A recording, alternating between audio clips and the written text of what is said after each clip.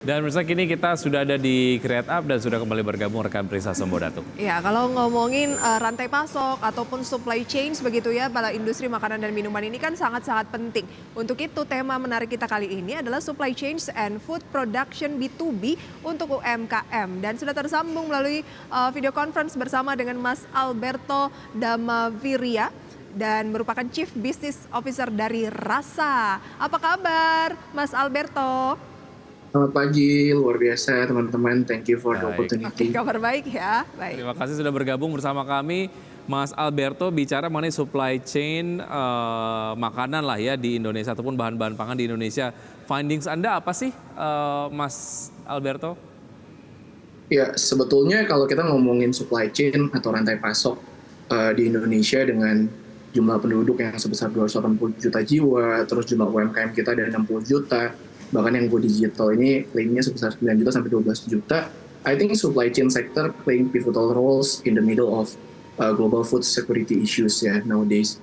Jadi kita lihat opportunity-nya begitu besar, challenges-nya begitu besar, dan ini menyangkut untuk ya hajat hidup orang banyak gitu ya. Karena kalau misalkan pangan itu masalah perut, kalau misalnya itu tidak terpenuhi, I think akan ada banyak isu di sana. Dan kalau ngomongin rantai pasok, kita bagi menjadi dua sebetulnya. Jadi ada rantai pasok produk pangan yang bahan pokok, ada juga yang produk olahan.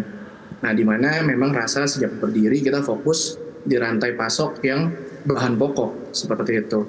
Yang di mana kami punya beberapa stakeholders, mulai dari petani, pengepul, grosir, importir, pengecer, toko-toko, agen, dan juga secara umum kita aktivitasnya dari produksi, penanganan atau handling, penyimpanan, penjualan sampai pengantaran.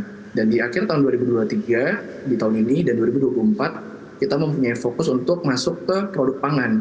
Jadi ke supply chain produk pangan untuk menambah value added dan juga hilirisasi komoditas pangan yang 100% asli Indonesia. Kira-kira seperti itu. Oke, untuk skala UMKM nih, apa saja concern-concern yang paling banyak ditemukan?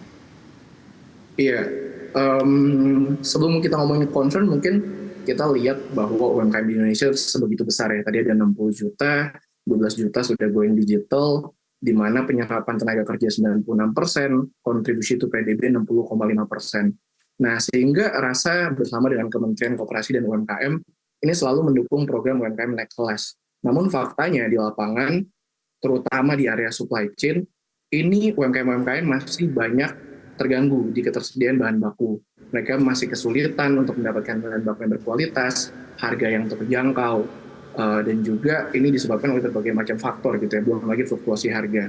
Contoh, kita punya mitra UMKM di Solo, di Jogja, di Jawa Tengah, mereka membuat produksi oleh-oleh, ini sering sekali mengalami kelangkaan bahan baku dan juga harga bahan baku yang fluktuasi, sehingga mempengaruhi kelangsungan bisnis mereka dan juga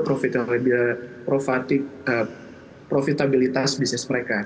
Nah, ini sangat tidak baik bagi sebuah bisnis, karena bisnis yang baik itu harusnya bisnis yang sustain.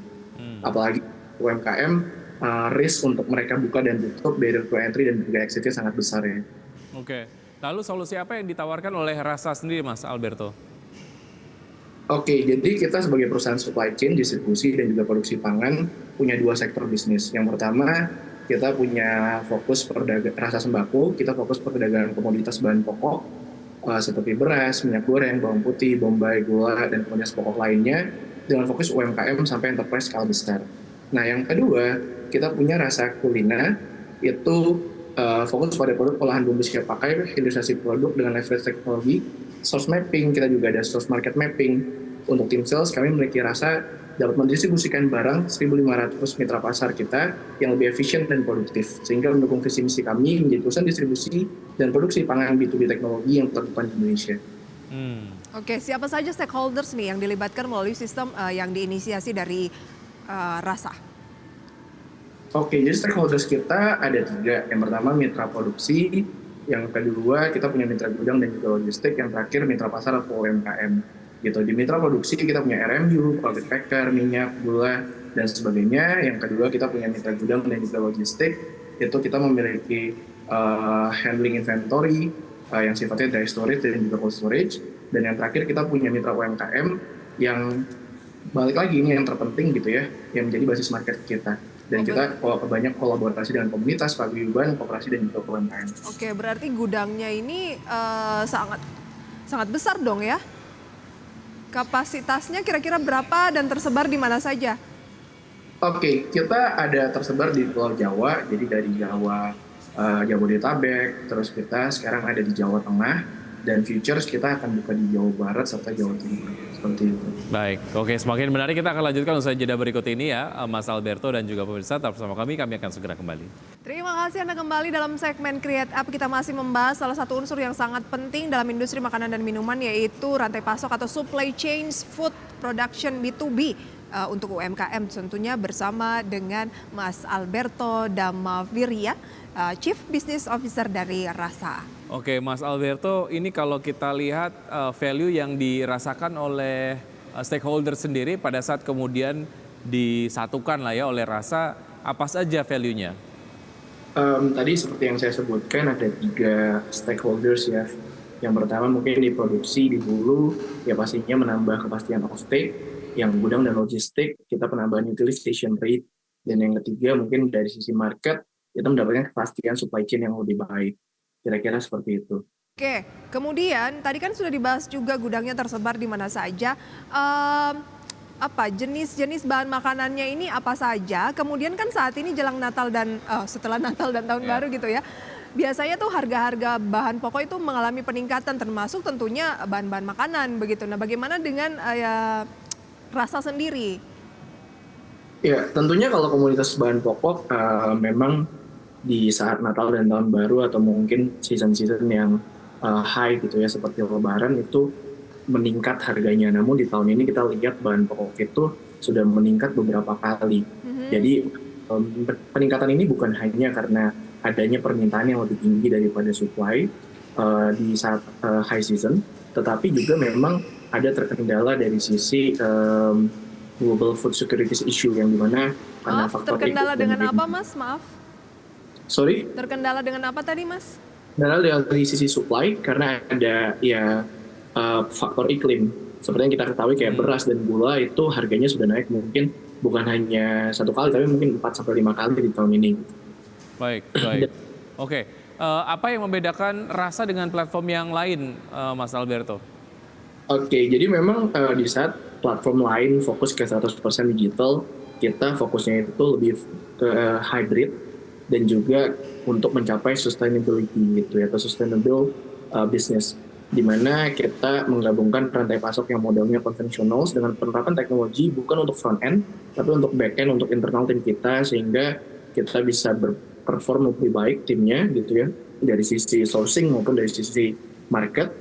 Dan ini terbukti karena ketika market itu dipaksakan untuk fokus digital 100%, I think itu akan merugikan perusahaan. Dan ini kita lihat banyak perusahaan rintisan yang fokus di 100% digital itu gulung tikar. Padahal industri ini non-cyclical consumer goods, artinya industrinya sangat-sangat sustain.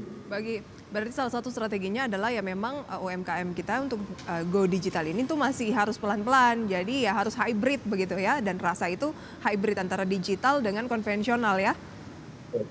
Oke.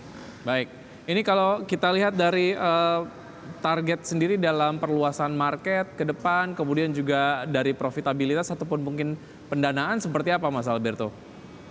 Oke, jadi memang pada saat ini kita lagi fokus untuk persiapan IPO di tahun depan, di Q3 atau Q4, di mana memang kita akan mewujudkan visi kita lebih besar lagi untuk UMKM juara 100% asli Indonesia, dan juga teknologi yang kita akan bangun lebih advance lagi sehingga performance tim lebih baik, bukan hanya untuk tim kita tapi juga untuk shareholders ataupun investor, karena ini berbanding lurus dengan performance dari perusahaan.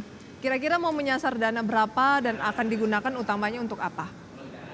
Oke, jadi fundraising kita rencananya di 20%, di angka sekitar 100 miliar masuk ke papan pengembangan, di mana fundraising ini akan kita manfaatkan untuk satu, penambahan fasilitas infrastruktur, yang kedua kita juga modal kerja, yang terakhir itu untuk akuisisi perusahaan vertikal yang menambah value added dari komoditas yang kita punya. Oke, infrastruktur ya dan lain sebagainya. Oke, semoga rencana IPO-nya di tahun depan berjalan lancar untuk Rasa. Terima kasih banyak Mas Alberto untuk sharing informasinya. Sukses untuk Rasa, sampai berjumpa kembali. Thank you Mas Alberto. Teman-teman. Baik, dan pemirsa kita akan update pergerakan dari IHSG dari pembukaan sesi 1 hingga saat ini. Dapat Anda saksikan di RTI dan juga layar televisi pemirsa. Indeks harga saham gabungan terpantau menguat di 0,48%, melanjutkan kenaikan yang berlangsung sejak kemarin. Saat ini IHSG berada pada posisi 7.280 dengan nilai tukar rupiah terhadap dolar Amerika Serikat terus menguat di 15.405, mendekati posisi di bawah 15.400-an lagi. Ya, dengan saham-saham yang masuk ke dalam top gainers dan juga top losers dapat Anda saksikan di RTI. Saham-saham yang masuk dalam kategori top gainers pemirsa ya adalah saham-saham sebagai berikut dan juga top losers based on value ya. Ini adalah saham-saham yang mendominasi pemirsa di minggu-minggu terakhir perdagangan jelang akhir tahun 2023 ini. Dan tentunya besok Wikia akan ada penutupan perdagangan live dari Menhold Bursa Efek Indonesia. Dan sudah 90 menit kami menemani Anda dalam Power Breakfast. Ya, semoga pembahasan hari ini dapat menjadi referensi dan sumber informasi untuk Anda. Tetap berbagi informasi Anda hanya di IDX Channel, your trustworthy and comprehensive investment reference. Saya Wiki Adrian. Dan saya Prisa Somodatu. Sampai jumpa.